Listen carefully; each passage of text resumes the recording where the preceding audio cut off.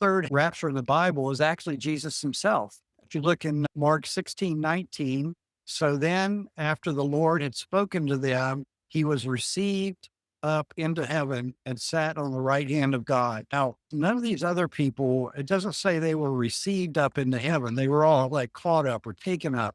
But Jesus had the power to go up on his own. And that's why it says he was received up into heaven. He basically was raised from the dead by the Father, but he was in a glorified body throughout his ministry between his resurrection and his ascension.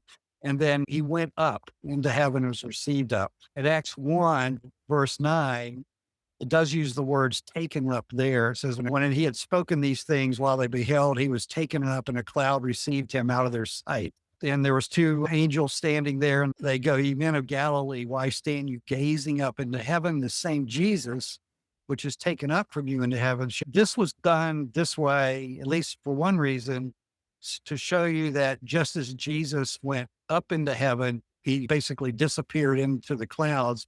He's going to appear that way to us again. So we're going to know when he gets here. A lot of people are going to know when he gets here. It's not like he's going to give a warning and then come down and everybody's going to be ready. Everybody's not going to be ready. It's going to be at a moment's notice. He's going to be in a visible state and we're all going to be taken up with him.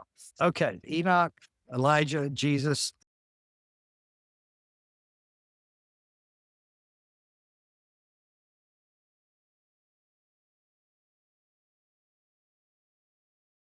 And the next one is Philip, which is in Acts chapter 8. Look at Acts 8:38 says, and he commanded the chariot to stand still. And they went down both into the water, both Philip and the eunuch, and he baptized him. And when they were come up out of the water, the Spirit of the Lord caught away Philip, that the eunuch saw him no more. And he went on his way rejoicing. But Philip was found at Azotus, and passing through, he preached in all the cities till he came to Caesarea. So this is the caught away that is used a lot. And so that's the clue here that Philip was miraculously taken up and basically dropped off somewhere else. But it was a rapture. It wasn't a rapture all the way into heaven, but it was a rapture, spiritual rapture from one place to another, a translation of his body from one place to another. And that just shows the power of the Lord to make things happen that he wants to happen. Philip was preaching.